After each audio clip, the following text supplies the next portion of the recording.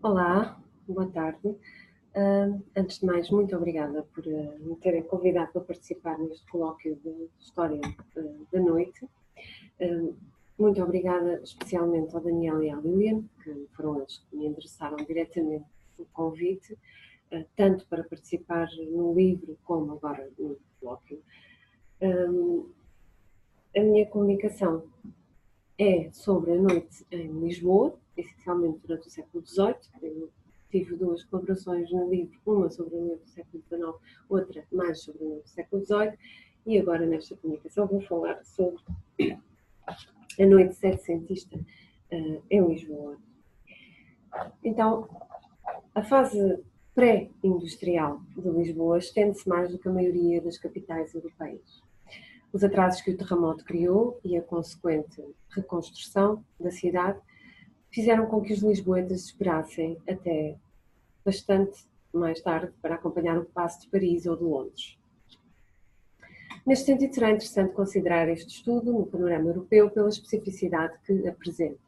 Lisboa como cidade portuária, fulcral como ponto de comunicação e contacto com o novo mundo, vê-se obrigada a um regresso às trevas por motivo da catástrofe de que foi alvo, o terremoto de 1755. Por outro lado, a tragédia consubstanciou-se em oportunidade, como foi comprovadamente a visão do Marquês de Pombal, aproveitando para colocar em prática um plano visionário de reconstrução da cidade. Nesta fase, e no que à noite diz respeito, é importante analisar a questão da segurança, como era e de que forma terá sido repensada por Pombal, tendo em conta o cenário catastrófico que se encontrava a cidade, bem como todos os problemas inerentes a uma urbe em estado de sítio, pilhagens, roubos, assassinatos, etc. Apesar de o pior ter sido vivido essencialmente nos meses a seguir, a verdade é que a reconstrução da cidade demorou décadas e alguns problemas de segurança tornaram-se crónicos. Interessa também, além da visão sobre o enquadramento urbano e institucional da cidade, olhar para a sua população, de que forma as pessoas usavam a rua à noite, de que medos alimentavam, de que estratégias se serviam para lidar com estes medos. Tudo isso é importante analisar e estabelecer nesta comunicação. Como auxílio para compreender melhor algumas das questões que eu vou abordar, vou partilhar convosco algumas imagens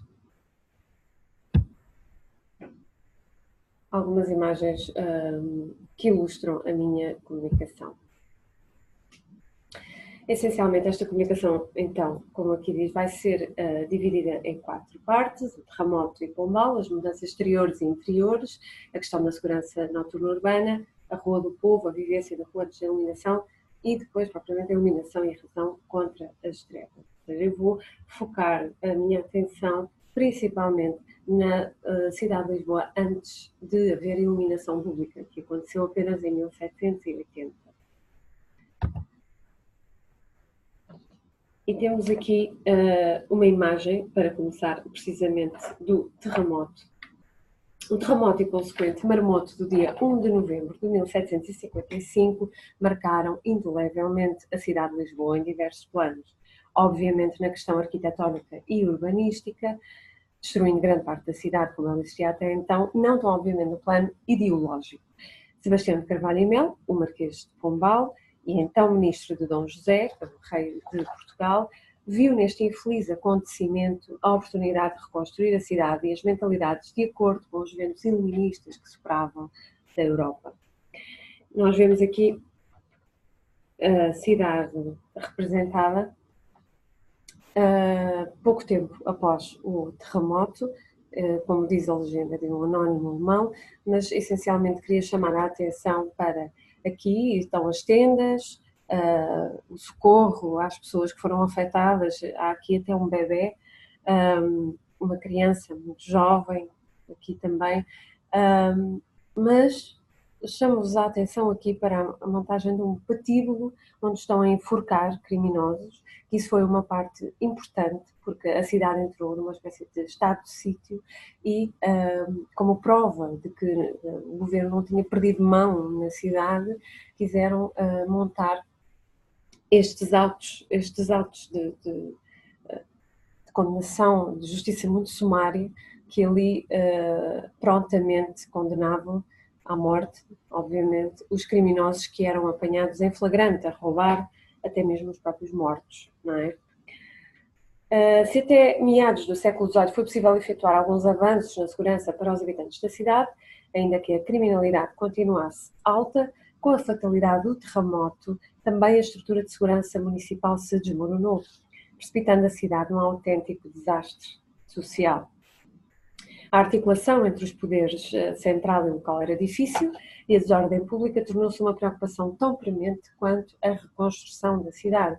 É neste contexto, depois, que é fundada a Intendência Geral da Polícia, com os alvarás de 25 de junho e 13 de agosto de 1760. 5 anos após o terremoto, chega à formação concreta, precisamente, a Intendência Geral da Política, que foi uma instituição absolutamente essencial na cidade de Lisboa. Passando então, esta fundação leva-nos diretamente para o segundo ponto da apresentação, que é a abordagem da questão da segurança noturna urbana. No decorrer do século XVIII, a estrutura de ação da segurança civil existente era um conjunto de quadrilheiros, e aqui passo para esta segunda imagem, onde vocês podem ver, isto é uma das poucas representações pictóricas dos quadrilheiros, que não estão muito representados. Aqui vê-se estes senhores que têm as varas, são eles os quadrilheiros responsáveis pela segurança, era uma força de segurança civil que existia na cidade. Então, esta estrutura de ação de segurança civil foi criada ainda no século XIV. Ao longo dos séculos, a estrutura teve várias oscilações, bem como uma fraca adesão voluntária dos habitantes da quadrilha, ou seja, do bairro, por razões diversas, fraca remuneração, o perigo que representava e a falta de regalias oferecidas. Para colmatar estas necessidades, depois de uma primeira lei da criação dos quadrilheiros, em 1383, foram feitas várias adaptações no sentido de conferir novas feições à atividade e, efetivamente, aumentar a segurança dos habitantes de Lisboa e das outras cidades. É também nesta mesma Carta de Lei que Dom Fernando, o rei, em 1383, exprime pela primeira vez a preocupação com a iluminação das ruas, pedindo que sejam alumiadas, estabelecendo assim a relação contígua que existia obrigatoriamente entre a segurança e a iluminação e que durante os séculos seguintes foi desconsiderada. A citação em que o rei diz isso diz o seguinte: ter candeias acesas toda a noite, em guisa que as ruas fossem iluminadas, porque por este os que fazem mal da noite se cabidariam de andar pela cidade. Lisboa esperaria ainda cerca de 400 anos por esta iluminação. E, passando então, outra das funções dos quadrilheiros, além da intervenção quando se dava qualquer situação de violência ou de qualquer coisa semelhante, era também o da prevenção. A descrição no regimento é muito clara em relação a este aspecto. Os quadrilheiros devem estar atentos a todas as irregularidades presentes no seu bairro e, se julgarem pertinente, reportá-las. Chamamos a atenção, então, para uma citação desse mesmo regimento dos quadrilheiros, em que eles dizem que devem estar atentos aos acontecimentos dentro do seu bairro. Por isso era muito importante essa familiaridade que os quadrilheiros tinham com os habitantes do seu bairro. Assim poderiam detectar atividades subversivas, qualquer que fosse a sua natureza, sendo dadas claras instruções no sentido de denunciá-las ao respectivo juiz corregedor, com especial curiosidade pelas atividades do sexo feminino, como se fosse a prostituição, a feitiçaria ou até o acolhimento de criminosos. Uma vez que as quadrilhas realizavam as suas vigias essencialmente à noite, eram também apelidados de noturnos, sisudos ou morcegos. Estas denominações populares são essencialmente durante o século XVII e XVIII, já que nos séculos anteriores os quadrilheiros muitas vezes solicitavam não prestar o serviço noturno, precisamente pelo perigo que representava. Por outro lado, outro dos rituais noturnos tipicamente setecentistas, que eu queria aqui sublinhar, que era um ritual muito característico da cidade de Lisboa e que foi muito acirrado pelas superstições trazidas pelo terremoto. Como seria de esperar, houve vários documentos escritos até a responsabilizar os habitantes de Lisboa pelo terremoto, por terem um modo de vida demasiado leviano ou boêmio, e este terremoto, um castigo de Deus, e que se deveriam corrigir os comportamentos. Então havia um certo sentimento de penitência que ainda estava muito patente entre os habitantes, principalmente nas classes mais baixas. Então isto era uma espécie de oração comunitária em alguns bairros de Lisboa, ao início da noite, em que as pessoas se colocavam no solar da sua porta com uma candeia acesa, rezando um terço durante aproximadamente uma hora. Era uma das poucas horas noturnas em que havia luz para iluminar o caminho nas ruas da cidade. Charles de Maurier, outro dos visitantes estrangeiros da Lisboa pós-catástrofe, descreve este ritual que parecia ser uma espécie de tréguas entre o povo e os criminosos, já que logo após a pausa para a oração, a cidade mergulhava na bizarria habitual. E a citação que eu me refiro, de Charles de Maurier, está aqui, como podem ver, era a chamar a atenção para aquela parte em que as pessoas permanecem no limiar das suas portas a recitar o rosário numa espécie de pequeno canto. Este alarido dura uma hora, após a qual as ruas são novamente inundadas de ladrões, de bonitos, de cães e de pessoas de justiça. Portanto, era uma pausa, uma espécie de trégua entre as pessoas e os criminosos. E bastante curioso, por sinal. Está aqui outra descrição logo a seguir, também do mesmo Charles de Maurier, que era um militar francês, em que ele chama a atenção para vários fatores que impossibilitam a manutenção da tão cobiçada paz urbana. E, em primeiro lugar, ele assinala precisamente os quadrilheiros. Apesar de serem muitos e armados com intimidantes longas espadas, parecem apenas atemorizar os transeuntes inofensivos e não os malfeitores. De acordo com este testemunho, os quadrilheiros contribuíam mais para a desordem do mundo noturno do que propriamente para a função de policiamento e vigia para que tinham sido requisitados. De maneira curiosa essa análise de Charles de Maurier. Portanto, acima de tudo, viviam-se nesta segunda metade do século XVIII, pós-terremoto de reconstrução da cidade, acima de tudo viviam-se tempos de transição.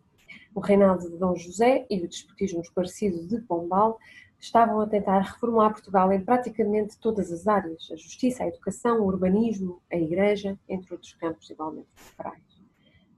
Vejamos em seguida como o povo vivia às ruas de Lisboa antes, então, da iluminação pública, que será, então, o nosso ponto 3. Como exemplo ilustrativo dessa vivência, eu escolhi para esta comunicação o exemplo de um folheto, um periódico que circulava entre as pessoas de determinados bairros, que era o folheto de ambas as Lisboas, isto de 1760, 1730, peço desculpa, isto ainda foi anterior ao terremoto. Os divertimentos noturnos do povo dos bairros de Alfama, Bairro Alto e Graça durante os períodos de verão eram realizados essencialmente na rua. Variavam entre assistir a fogos de artifício promovidos pelos populares ou pelas autoridades, representações de teatros por companhias bairristas feitas em plena rua e também a utilização de fogo de artifício pelos próprios populares, que na verdade estava muito em voga nesta altura, existindo pequenos foguetes acessíveis aos populares que quisessem abrilhantar mais as suas celebrações. Portanto, era uma coisa tipicamente noturna.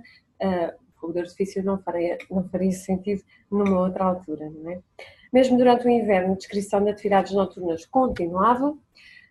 Tenho aí algumas citações retiradas desse mesmo periódico. À noite houve música com rabicão de 6 tocar às escuras, e havia também grupos habituais de populares a fazer a palestra cotidiana do jogo, conversação e música. Outros exemplos existem de como praticamente toda a atividade popular de lazer noturno era feita na rua, em ajuntamentos mais ou menos espontâneos, onde se tocava, dançava, representava, jogava e até lutava. E assim, apesar de todos os esforços legislativos e executivos, parece que se estendeu esta vida social passada nos palcos da rua até às primeiras décadas do século XIX, como se os hábitos antigos fossem difíceis de contrariar. Na verdade, tudo o que era popular passava-se na rua. é uma constatação que surge muito facilmente. O espaço público era claramente o espaço de todos, o espaço do povo, e as fronteiras entre a casa e a rua eram ignoradas. Foi face a estas evidências que começaram a surgir as novas ideias de cariz iluminista que pretendiam organizar o espaço urbano, tornando mais aprazível e capaz de receber todos, e não só os que faziam dela uma extensão da sua casa. A Intendência Geral da Polícia era um organismo que ditava as novas regras, através de editais, proibindo algumas vendas ambulantes, estabelecendo horários, proibindo cozinhados e matança de animais na via pública, entre outras medidas, que eram coisas muito corriqueiras nas públicas. Não obstante as intenções, o processo de reestruturação do espaço público foi demorado e tortuoso. Alongou-se até bem dentro do século XIX. A rua manteve-se como espaço urbano multifuncional, pejada de povo a vender, a comprar, a jogar, a passear, a ver. A regulamentação dos horários de funcionamento dos estabelecimentos de bebidas visava também o controle duplo da rua. Ao prolongar a hora de fecho, a Intendência Geral da Polícia não estava apenas a aumentar as suas receitas, através da concessão de licenças, estava ao mesmo tempo a canalizar os indivíduos para espaços fechados, tirá-los da rua, deixando-o livre de potenciais perturbadores e também para o trânsito. Da taberna devia seguir-se para casa e não vagar pela cidade. Posto isto, constatamos que o alvo das forças de segurança à noite era essencialmente o povo, que enfrentava a vigilância e as leis mais rigorosas pela falta de força para as combater. Ao povo era permitido a permanência na cidade até horas tardias, por ocasião das festividades religiosas, por exemplo, muitas vezes estendiam madrugada fora. Consequentemente, como notam alguns viajantes estrangeiros, essas mesmas ocasiões religiosas pareciam pretexto por uma série de extravagâncias de que outra forma não teriam oportunidade de realizar. Ou seja, tanto o policiamento como a regulamentação horária era uma tentativa de manter o povo trabalhador em casa durante a noite, deixando assim entregue aos boêmios, na sua maioria de classe alta, e aos vadios. Com o fim do século XVIII, inevitavelmente despoltada pelas reformas urbanas, políticas e civis de Marquês de Pombal, vem uma nítida metamorfose social, principalmente no que à noite diz respeito. Como se pode comprovar, os intensos esforços da Intendência Geral da Polícia para controlar a noite, como o policiamento e depois a iluminação, a partir de 1780, acabam por ter uma espécie de resultado perverso. Alguns lisboetas podiam partir candeeiros, como aconteceu, a maioria podia rebelar-se contra a intromissão e as arbitrariedades dos chamados morcegos, mas a cidade estava, de facto, mais segura, tanto para o povo como para as elites. E esta constatação trouxe mais pessoas para a rua, para frequentar os lugares públicos da noite, como as tabernas, os teatros, os bailes, as tertúlias, dividindo-se as classes conforme a admissão em cada um destes lugares, naturalmente. Então, passando então para uma outra parte em que se fala mais concretamente da questão da iluminação, e mais uma vez sublinho que esta comunicação incide muito mais na parte antes da iluminação pública, ou seja, antes de 1780. Trago então como ilustração dessa visão mais um documento, que é um documento que testemunha a Lisboa setecentista, desta vez pós-terremoto, é um documento de 1761, que se chama A Recriação de Apolo nas Quatro Noites Luminárias, de Apolónio Monteiro Cortesão, um poeta relativamente desconhecido. Trata-se de uma narração lírica que nos dá conta da cidade de Lisboa em 1761, profusamente iluminada a partir das casas particulares com luminárias por ocasião do nascimento do príncipe Dom José. Já escrevemos abaixo alguns trechos, que são esses que podem ver aí no monitor, onde apontamos a ironia com que fala de uma Lisboa livre de gente má, descrevendo os habituais tumultos nas ruas escuras da Lisboa de 700, que apenas por causa destas luminárias inabituais deixam de existir como por magia. Depois de escrever no espetáculo da luz através de toda a Lisboa ao longo das 4 noites. Este é um excerto muito curto desse documento. O documento tem um longo poema para cada uma das 4 noites e podem ler no monitor algumas passagens, especialmente aquelas que resolvi sublinhar, e conseguimos verificar como Lisboa estava mudada naquela noite especial em que havia luminárias por toda a parte. A noite era para uma noite de celebração do nascimento do príncipe, e assim o rei mandou iluminar toda a cidade, através das casas particulares, naturalmente, as casas ricas. Pois é a vez primeira em que há barulho sem haver asneira. Ao que parece, o usual na cidade era, ouvindo barulho, certo, corresponderia a confusão, roubos, assaltos, ataques na escuridão, mas graças a estas luminárias está Lisboa livre de gente má, já é toda boa. Não deixa de ser curiosa a premissa que está aqui presente, de que a partir do momento que houvesse iluminação, deixaria de haver criminalidade, uma coisa automática. Ou pelo menos diminuiria bastante, não é? Foi precisamente com base nessa ideia que Pina Manique, que foi intendente-geral da polícia a partir de 1780, e foi ele que instalou a iluminação em Lisboa, tanto insistiu em iluminar as ruas da cidade, pois esse seria o seu maior instrumento de controle da cidade e da noite na cidade, precisamente. E a verdade é que a partir do dia 17 de dezembro de 1780, Lisboa foi iluminada a candeeiros de azeite e a criminalidade, um pouco mais pela novidade inicial do que pela eficácia dos lampiões, cresceu muito ligeiramente. Ainda assim, o período seguinte foi de alguma inconstância, pois de 1700 conseguiram manter a cidade iluminada com os tais candeeiros de azeite, que eram pagos pelo o combustível, o azeite era pago pelos habitantes, através de um imposto. E então o preço demasiado alto do azeite, a revolta da população, a indignação dos governantes por mais aquele encargo, levou a que no ano de 1792 Lisboa regressasse à escuridão. E temos também o testemunho de Heinrich Friedrich Link, reconhecido médico botânico e naturalista alemão, que viajou pela Península Ibérica entre o século XVIII e XIX.